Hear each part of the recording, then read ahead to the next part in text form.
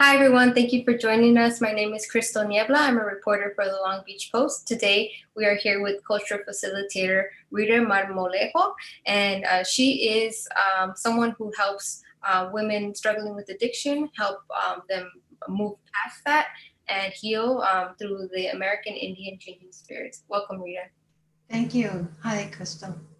It's good to be here. So we just put out a story yesterday about the program. If you guys are interested in reading about it, a colleague is going to drop that in the comment section. But I wanted to have this live chat because it's pretty, I think, interesting and relevant now, given that we're living in the COVID-19 pandemic, and a lot of people are experiencing mental health issues, and that might be a path to drug addiction right now. And I wanted to ask you, Rita, how is Changing Spirits different from other rehabilitation programs? The difference really is in the cultural component, because it does bring in the Native American cultural and traditional teachings, alongside the evidence-based practices that you would find in any other program.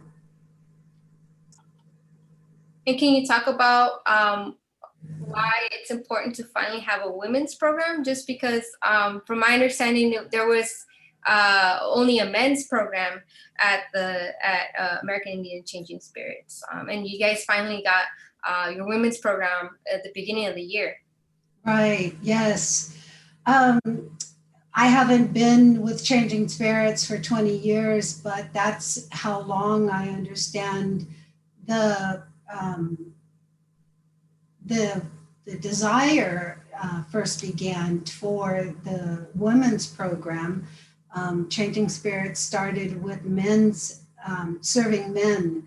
And one of the biggest reasons I think it's so important to have a program for women is because women aren't traditionally, or I should say socially, we are taught to believe that women don't have addiction problems. Women aren't supposed to have problems with alcoholism, and that's not the reality. And also, women, when there are family dynamics that where drug addiction and alcoholism and mental health challenges are present, it's typically the woman who is left caretaking the children. The father may not be there, but the mother will be there in spite of possibly having mental health challenges, having a drug or alcohol issues. The mother's going to be there with the children, and being able to have a space and a place for women to come for recovery it's critical. It's needed, and it's just a real, we're just so really happy and pleased that finally the program has come to fruition. And what happens in the program? A lot of things happen. It's a residential program. It's 24 hours, 7 days a week. It's a structured program. In addition to the evidence-based services that are provided, the therapy, the individual therapy, the individual counseling. There, as I said, mentioned, there's the cultural component. Included is, for example, we have ceremony. We used to have sweat lodge ceremony before COVID. Now, because of COVID and social distancing, we've transitioned to virtual talking circle. There are different activities that they are involved in. They have a garden. They have, the women have a sewing circle. They make for learning shawl making. Um, there's drumming. There are a variety of different cultural activities and programming that is incorporated in the overall programming as well. And I know you guys we're doing the sweat lodge ceremony, and that's a purification ceremony in lieu of that, just because we're living in this pandemic. It's unfortunately you guys cannot do that. So in lieu of that, what are you guys doing now? So in gathering, because we can't, part of the tradition and the culture is it's very, very community oriented, and there are, the ability to come together as a community is really key to the healing and of individuals and Native Americans. And because of the social distancing, what we're doing now is as I mentioned, is virtual talking circles. So we hold talking circles, and individuals can be in their own room, sitting on their bed with the telephone, while several others are in a larger room, socially distanced and looking at a television and communicating that way. So we hold the talking circle virtually. And we have an audience question as well. 2 questions, if you can answer them. Try. How does spiritual healing work better than antipsychotic medication for the seriously mental ill? There's the certainly the benefits of the medical sciences and treatment, and how it works better. I think you have to look at things case by case, but in terms of spiritual healing, the ability to connect with the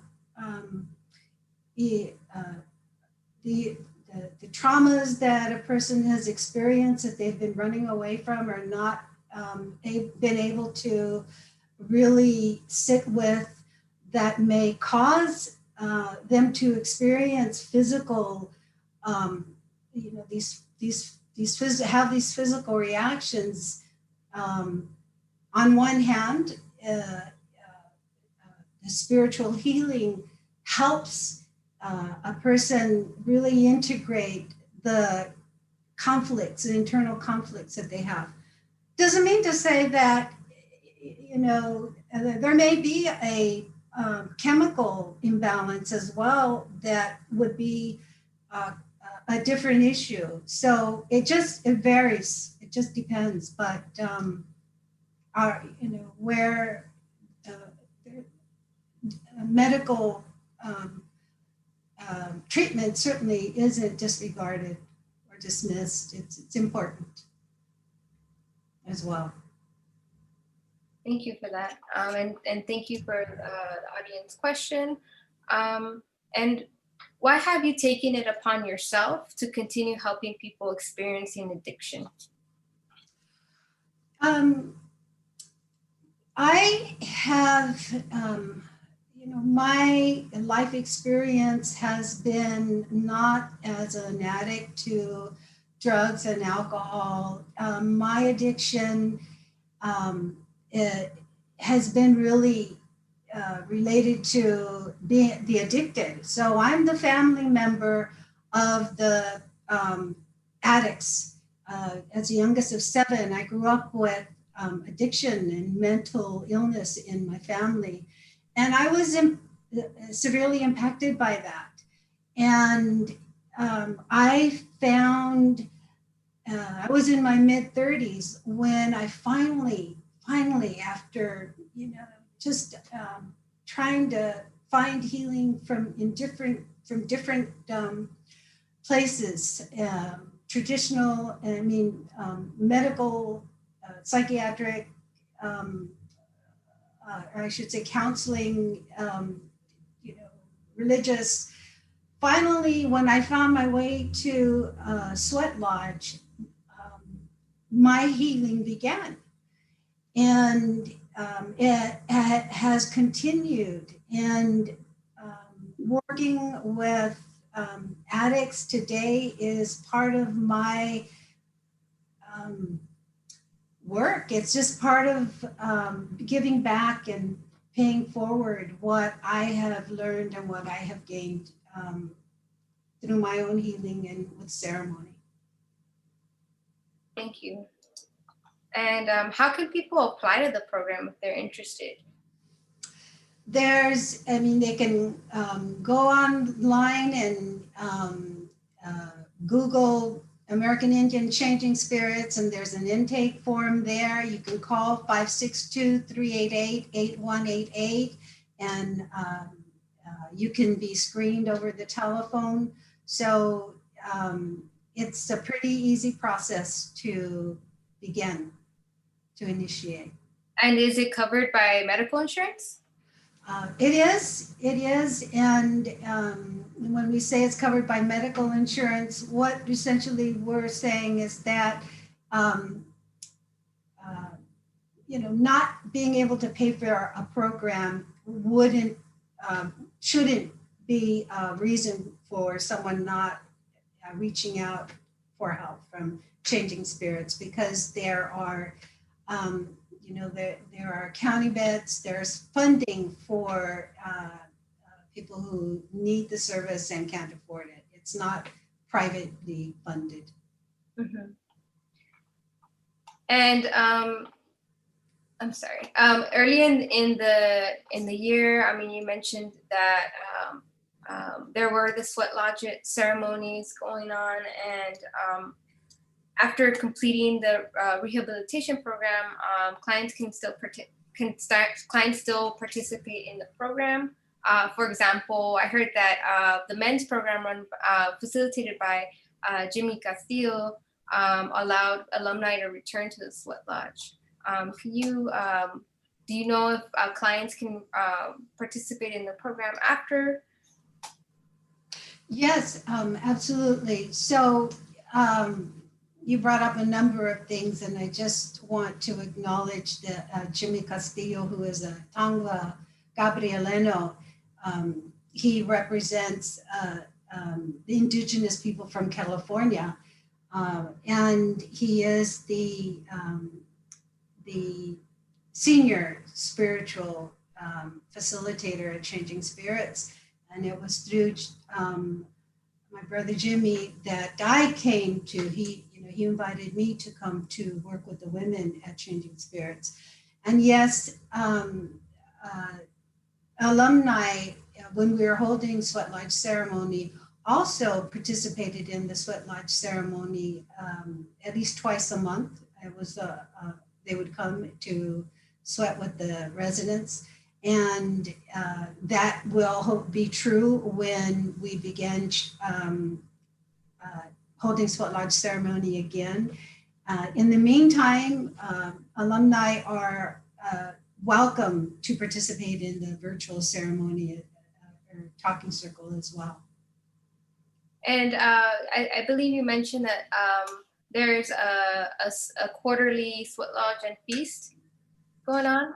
That's right. When we do have Sweat Lodge ceremony, every equinox and solstice, there is a community gathering, a community Sweat Lodge and feast afterward, where for the whole day, family members, of residents, of alumni, supporters of the program, it's open to the community to participate in the Sweat Lodge ceremony as well as the feast. And that doesn't matter if you're of indigenous heritage, correct? That's correct. The program is for Native Americans, but not exclusively. So it's open to people of all nations, and yes, including the feasts and the quarterly sweat lodge ceremony when we're holding them. And I forgot to mention this question about the program and it accepting its clients. Does the program accept people experiencing mental health issues? If so, what types are the ones that are more common? Yes, well, addiction is a mental health issue, and often people, especially the indigenous Native Americans, because of the historical trauma that they've experienced, and not to mention just in the trauma that they may experience over their lifetime. And there are many. Native Americans have the highest rate of poverty. And so there are, in addition to the addiction, there often are other mental health challenges, PTSD, chronic depression, and any mental health illness that might be a challenge to someone entering the program would really be assessed during intake, and that would be whether they were able to be received by the program or not would depend on the amount of care that they would, staffing care that they would require. So it just depends. Okay. Thank you for clarifying that. And I don't think we have any more audience questions, but I believe we're done. And I wanted to ask you if there's anything else you wanted our viewers to take away. Thank you. Yes, I think it's really important for the viewer to understand, especially for the viewers who are family members, the loved ones of the person who has the addiction. And that is that, it is a family disease. It's not just the person that's having the addiction. And from my own experience, I can say that,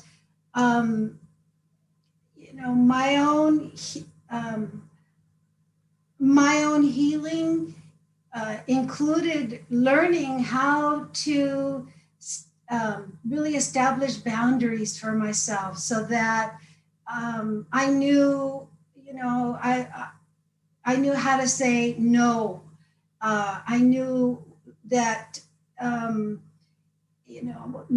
the attention that I was so accustomed to focusing on everyone and everything else, I had to learn how to focus it on myself and to learn to address the pain that I had. I used the addicts as a distraction from the pain that I was experiencing, and my ability to heal and to be open to healing and addressing my own traumas and issues is how I contribute to living a life that can support my family's recovery as well. Well, thank you so much, Rita, for joining us today, and our audience for joining us today and having this live chat. And we'll see you next week. Thank you so much for the opportunity to be here.